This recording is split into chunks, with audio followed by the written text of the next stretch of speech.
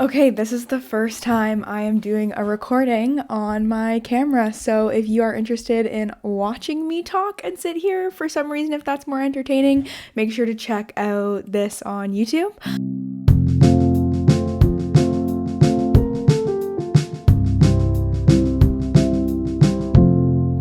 So I don't want to say happy 1 year COVID anniversary because it's definitely not something that is attached to a lot of happiness, I think. But I definitely think there's a ton that has been learned in 1 year of a pandemic, 1 year being in lockdown, 1 year of experiencing quarantine, and a whole year that has completely changed all of our lives. And it is insane to kind of try and wrap my head around the fact that this has been going on for an entire year. I just turned 20, and the first time when I turned 19, that was the last time we ever went out. For me and a lot of the people really close to me, is celebrating my 19th birthday was the last time we ever did anything, remotely normal, quote unquote. For the time it was, we went out and we danced and got drunk and did things that who knows, we'll get to do, when we'll get to do them again. But first, before we kind of get into this whole episode, I want to apologize for when I talk super, super fast and how it can probably be a lot. I get very excited. And also just to note that not all my episodes come out in chronological order, so I have some coming up in the next couple weeks that I actually recorded quite a while ago, so not everything is in complete order. But anyway, I want to talk about a lot of the lessons that I've learned in this year of forced slowing down, this year of reflection, and this year of, disconnection in some ways, but showed me a lot about how to form new connections that is important to me and meaningful, and is really what's gotten me through this year. But to kind of, one thing I really want to touch on too is that this still sucks, and it's okay to say it sucks, and we don't need to sit here and talk about all the silver linings, because I have had a lot of conversations with people around me about, I'm in second year university. There are so many people that I didn't get to meet that I otherwise would have met. Getting to be on campus, getting to go to school in person, and it is really, really sad to think that a big part of my university experience is not kind of what it was supposed to, and that's super hard. And I also just want to acknowledge the healthcare workers and the frontline workers and the people who have lost loved ones, and the people who, have people have loved ones in long-term care facilities, and how there really only has been one visitor or no visitors at all for so much of this year, and how awful that is and how hard it is, and just the amount of heartache that I think we've all experienced. And at the end of this episode, I'm going to more dive into where I was in my life right before the pandemic hit, because that's sort of a longer story, but I really just want to dive into all the things I've learned and the reasons that I actually am grateful this happened, because if this didn't happen, I wouldn't be who I am today. I have learned so much about myself and my life, and I wouldn't be sitting here talking to a camera right now probably, and a microphone, if this pandemic didn't happen. This podcast is a product of the pandemic, and who I am today sitting here is a product of the pandemic. So happy pandemic anniversary of 1 year, and hopefully I can't even wrap my head around if this goes on for another year. Let's not go there. I try not to think too much about, this going on for a crazy long amount of time, and it's easy to spiral, and I'm just kind of going about my life as I wouldn't say normally, but just going about my life as it is right now, and knowing that there's not a lot we can control, and that's okay. So the first thing that I really, really, really learned in being put into lockdown is how to stop running in a lot of ways, running from myself, running from my emotions, using other people to cope, using other people to kind of ignore my own feelings and my own problems, and using them as kind of a distraction. That was the first thing that was really, really, really hard for me. And I want to give a big shout out to the people who went through a breakup during the time that COVID hit, because for me, I'll touch on this at the end, I was going through a breakup. I moved out of my apartment that felt like my home. I wasn't seeing my best friend anymore because of the pandemic. And so there was so much grief, slewed into like one period of time that it was really hard to even like process all the things I was feeling. And even before the pandemic hit, there was a lot going on in my life that was really challenging that I didn't realize I was not acknowledging, and I wasn't allowing myself to think, sit, process, and eventually heal from, because I was ignoring it. I was running so fast from all the hard feelings that I had that I hit the biggest brick wall you could imagine when the pandemic hit. And I think a lot of people can relate to this, is that we live in a society of productivity. So when we got put into lockdown, we had to sit with our thoughts and only our thoughts, and just hang out with the people we lived with, and that was it. And that was hard because a lot of us aren't used to that. I know I wasn't. I had never been in such a low point. I'd never been so sad. I'd never cried as much as I did in that period of time. I'd never, I don't know if I accepted it or if I resisted it, but I really, really did struggle with being by myself and not being able to distract myself from anything. Right before the pandemic hit, I was partying every weekend and going back between my downtown apartment in Toronto and my home in Etobicoke with my family, and I was all over the place. And so the pandemic taught me that I really need to be able to sit with myself and be alone with myself. And there is no greater lesson than learning to be comfortable with who you are and just who you are. I mean, like, I have been single for almost 2 years, and even then I didn't think I was ever choosing to be single. Being single chose me, and that was like the default, when in reality I love being in relationships. And it's been a year of the pandemic, and I think just now I'm finally sitting and being like, no, I want to be alone. I want to choose to be alone. I want to focus on me.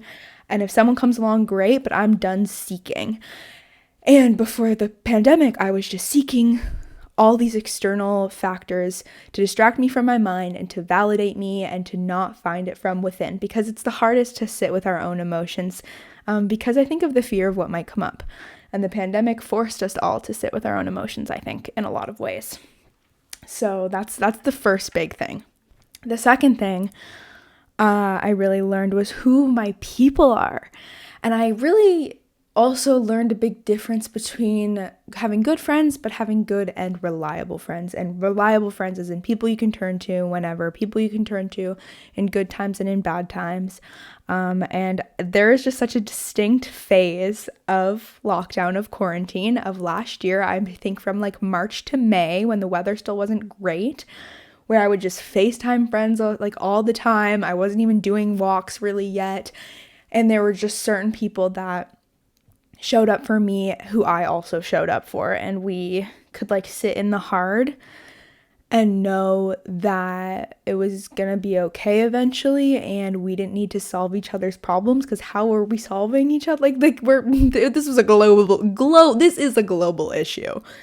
So just being able to know that it's not about fixing, and it's just about supporting. And I really got to experience who my really, really close people were, and especially when I went to Vancouver for 3 months during this pandemic, I found my family in the people who would call often, who I would catch up with, who I would stay in touch with, who I could go to when I was at my lowest. Because, I didn't even realize this. I think everybody can say this, but definitely in 2020 and in the past year, I experienced my lowest lows, somewhere in Vancouver, somewhere at the very beginning of the pandemic. But it has put me in a place where I have learned so much and gotten so much more comfortable being completely with myself in the lows, that I know how to work through them. I know when I just need to sit in them. I know that they won't last forever. Today I was in a horrible mood, and I just went and sat outside for like 10 minutes and read some of a book. And immediately felt better and was like, okay, now I'm feeling inspired to do this episode. And I never do an episode like the day before it goes out, but I'm doing that right now, which is, well, we'll see if I feel like editing it later. Hopefully I do. But I just learned who my people were, who I could turn to in times of need. And And that's so important. When people are going through hard stuff, that's when you know who your real friends are and who your friends are who are truly your family. And I'm really, really grateful for that in so many ways. Okay, so another thing I learned, which I actually got tattooed on my body, I didn't get the words tattooed, I got a symbol of it for myself, is that home is within me. And this is something I took a very, very long time to grasp, because I felt like the apartment I lived in downtown Toronto finally felt like my true home to me. And then I moved out, and I moved in with my parents when the pandemic hit. I thought I was going to be with my parents for like 3 weeks, but nope, here we are. A year later, still here. But my apartment felt like home to me. And then when I came back home with my parents, it was just super, super hard to adjust. I didn't feel as comfortable. My room also didn't look like this. Having a bedroom transformation where you love so many parts of it now, like I love so many parts of my room now, and it's just changed the entire feeling it gives me when I'm inside of it, and just like hanging out here, that's like huge. But knowing that the location actually isn't what makes you feel at home is such a big lesson. When I was in Vancouver, I would say all the time, like, I don't feel at home. Like, I just feel so uncomfortable. I can't relax. Like, I just want to go back. I just miss the feeling of being safe and being comfortable. And luckily through my therapist, I finally started to learn home is where I am. Home is a part, like, yes, home is often a location. Home is attached to the people around us. But at the end of the day, it's in here, because that's all we have. At the end of the day, all we have is ourselves. And so if you can't find that feeling of home within yourself, where are you going to find it? No, you can't look for it externally all the time. It's not there. And so my therapist really gave me the advice to start focusing on when I felt at home, rather than, our brain always likes to look for problems. So rather than always focusing on when I felt uncomfortable, she, really pushed me to focus on when I felt at home and when I felt safe. And that changed a lot for me. And the tattoo I have is a sliver of a moon. And for a couple days in a row, I started to feel a lot better when I was in Vancouver and I was by myself and I was in sweatpants and a sweatshirt and I was super comfy, and it was late at night and I was walking to the grocery store and I noticed the moon and it was a sliver, and I was like, oh my God, like, I feel good. I feel happy. I feel safe, and this is coming from within. And that happened to me a few different times. And a recent conversation I had with my therapist was about finding peace within the moment.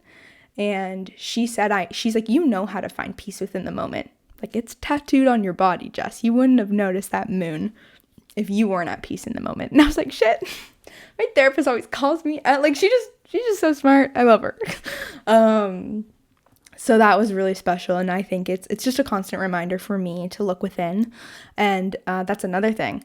I would not have started therapy if I didn't go through this pandemic. We're going to touch on that in a second. Because that's a bit of a longer conversation. But the other thing I wanted to touch on before I get into that is I really learned, this goes hand in hand with finding home within myself, with learning to be alone, is that, like, getting comfortable with boredom. Like, I think so much of this pandemic, we had to slow down. There was a lot of times when I was like, I'm so bored. Like, what? And it was like resisting it and fighting it and hating it. And like, we're humans that love to be busy because of the way our society is like made us feel like we have to be busy and productive all the time. I hold a lot of value with productivity, which is not good. And I am working through that, because I am so much more than just what I get done. I'm so much more than my to-do list. And so a big thing that I learned very much at the beginning stages of quarantine too, probably within the first like 4 or 5 months, I was talking to my therapist and I was like, I'm so bored. I don't know what to do with myself. And she was like, Jess, creativity stems from boredom. Boredom creates creativity, or like, like, those two things are linked, and boredom doesn't need to be a negative thing. And without boredom, without getting, without having quiet moments, without letting my mind wander without having more time to connect with my friends and have meaningful conversations, you know what wouldn't be here? This. Me talking to a microphone right now. Me sitting here right now. If I didn't get bored during quarantine, I would have never made a podcast, which is insane because of how happy this makes me, because of how fulfilled this makes me. And that comes back to, if we don't give ourselves time to slow down, we won't know what we can truly create. If we don't give ourselves time to slow down, we can't really get to know ourselves. We can't really get to know what feels good for us, what we love, what we care about, what we really enjoy doing, what fulfills us. And if we don't give ourselves that time to slow down, we're going to keep moving at such a fast pace in a direction that we probably don't want to go in, and it'll take us a lot longer to figure out that that's not the direction we want to be in. And so getting comfortable with boredom is hard, especially in the society we're in, but it is a very impactful experience, and I still struggle with accepting it. But I'm really grateful for that lesson that this lockdown taught me. This wouldn't have happened unless we were all forced to stay inside, you know? I feel like I'm painting this beautiful picture of like the pandemic, which I don't want to be doing because the pandemic also like sucks assholes, like major. But I do think we've all changed like magnitude amount because of it. And it doesn't mean we need to create some crazy thing. If you didn't write a book or create a podcast or do anything crazy with your pandemic, doesn't mean that you didn't learn from it, doesn't mean that it wasn't valuable for you. Like the past year of this lockdown is not about, like, I don't want this podcast to seem like it was about doing all these crazy self-growth things, because it's more about like just connecting with who we are more in a way that we wouldn't have otherwise had because we were forced to slow down. And like, you don't need to create something or have anything tangible to show the change that I'm sure you've experienced and you've made in your own life. But so yeah, like saying that, I do want to acknowledge that this wouldn't exist without the pandemic, and I'm so grateful for that. I try and think about like what I did before the podcast existed, because I can't picture a life without it now. And I was definitely not as happy. I was not as fulfilled. I was taking 5 courses each semester, which didn't fill my cup as much. A balance between podcasting and doing some sort of part-time work and doing school is exactly what I need. If you don't know, I took only 3 courses in my first semester of my second year, and I'm only taking 3 courses right now. I don't know if I'll ever take 5 courses again, because that balance is just so just like good for me. And being able to sit and express all these thoughts that I have, and the fact that it's reached people is just like, I can't even process that. Any message I get from people saying they've listened to 1 episode or half an episode, or if you've listened to a few episodes, like it means everything to me. And it's just crazy that, you know, I'm sitting here and I have this because we were in a global pandemic, but we're still in it. But it's just been an amazing way for me to connect with new people also. And it's really shown me how important community is and how important connection is and how much I thrive on it and function. Like, I need it to function, honestly. And this has been a tool and a vessel for me to create more community and to have meaningful conversations and to communicate with people that I would never otherwise have. It's like, I like to say it's like my perfect excuse to talk to my like idols or to talk to like people I look up to. It's like, it just gives me an excuse to be like, I want to meet you. Let's like talk about something and record it and like post it. But really it's like Ivy Tide, like the band that came on just a few days ago.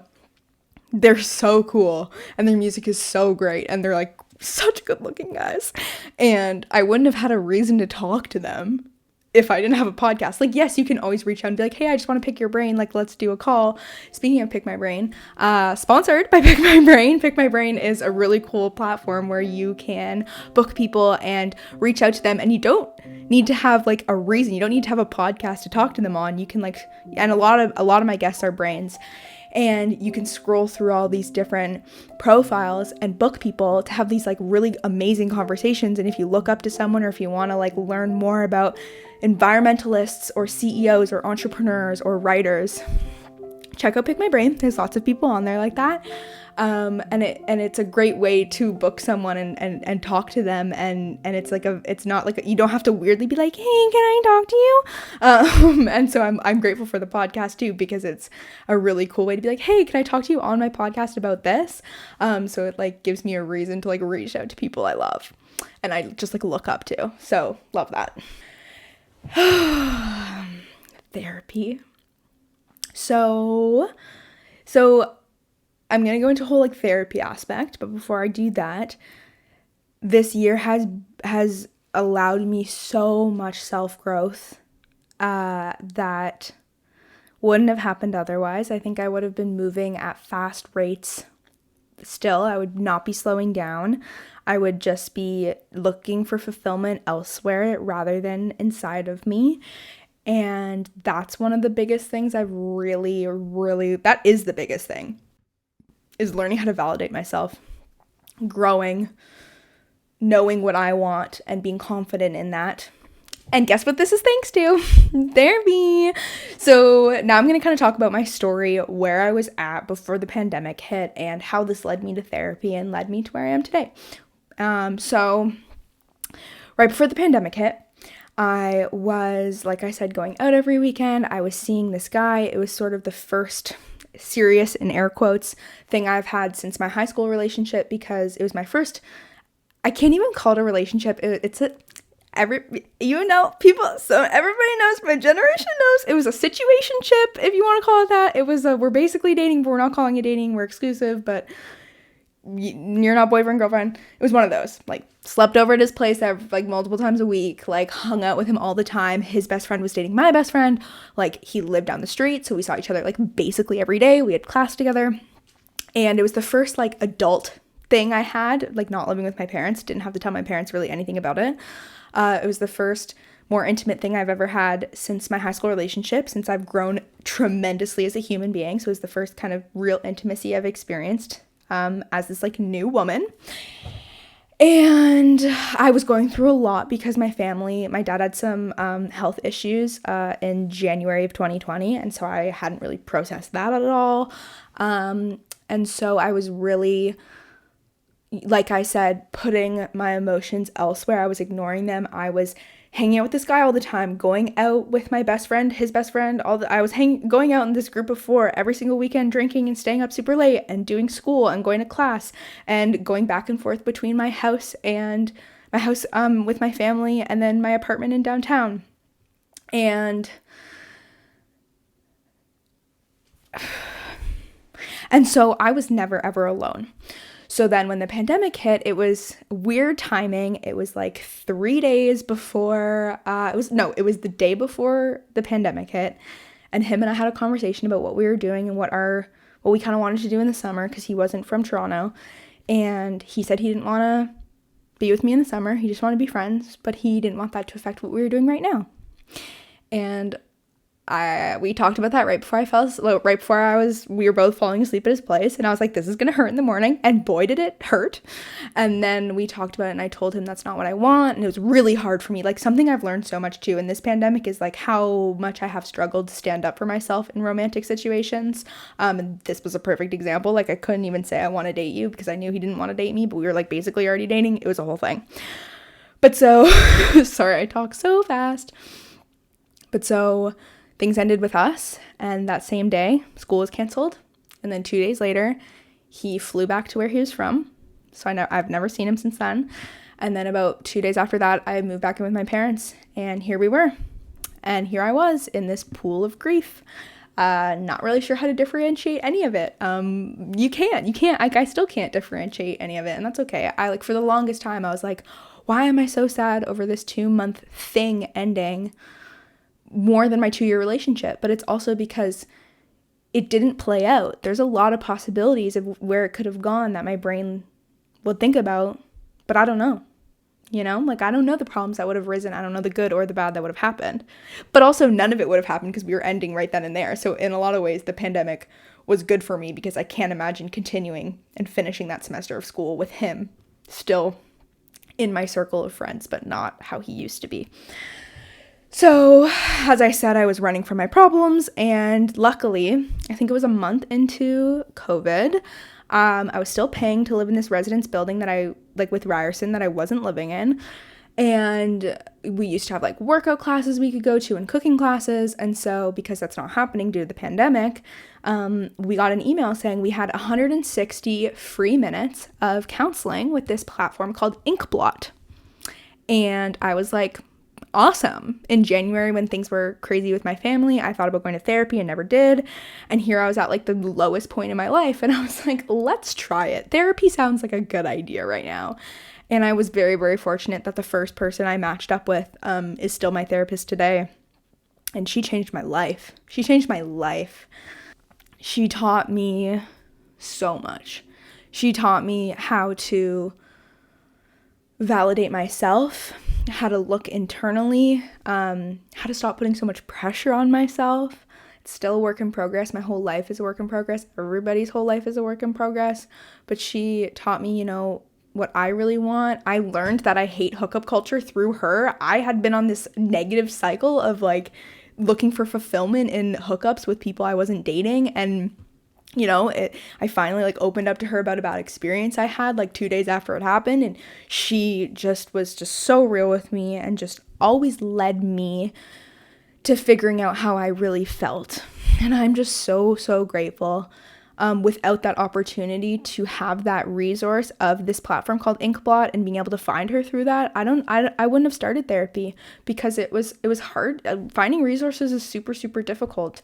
And she actually lives in Alberta, and we've obviously done virtual therapy. I've never done in-person therapy, and I don't know if I wouldn't say I never will, but like I would say that like I love her and I'm like gonna stay with her for probably a while, and like it's going to be virtual for however long I'm speaking to her, because she doesn't live in Toronto, unless I like one day I have this image of like going to Alberta and meeting her in person because I love her.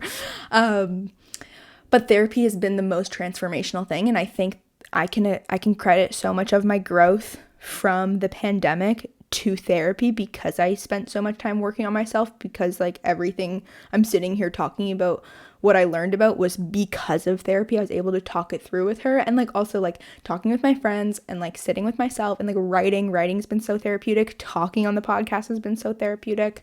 But truly, that is the key for me to figuring out what I really want out of life and what really fulfills me and what feels good for me. And like I'll never forget one time she was like, I was feeling like my feelings were invalid. I felt like how sad I was over this thing ending with this guy was so like invalid. And she was like, Jess, who validates you? Like, who validates your feelings? And my brain was like, you. But I was like, me. I validate myself.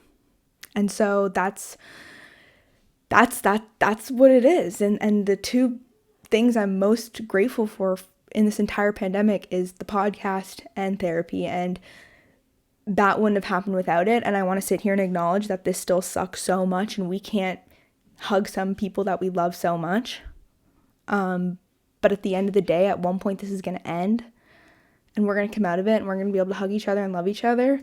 But until then, like, be careful, social distance, go on like social distance walks with the people you love, wear masks, wash your hands, and know that whatever you're going through, you can get through it, and you always have yourself. And that's a really liberating thing to come to terms with when you look at it in a positive way. So thank you so much for listening. Thank you so much for tuning in. Follow me on Instagram at Jessica J. McDonald. Follow my podcast at Human to Human Pod. Watch this on YouTube at Human to Human. All the links are in the description. Thanks to our sponsor, Pick My Brain. And I will chat with you guys soon. Feel free to message me with anything you want to hear. And I'm really excited to keep doing solo episodes because I'm going to do a lot more. And I will see you on Tuesday for a very exciting episode.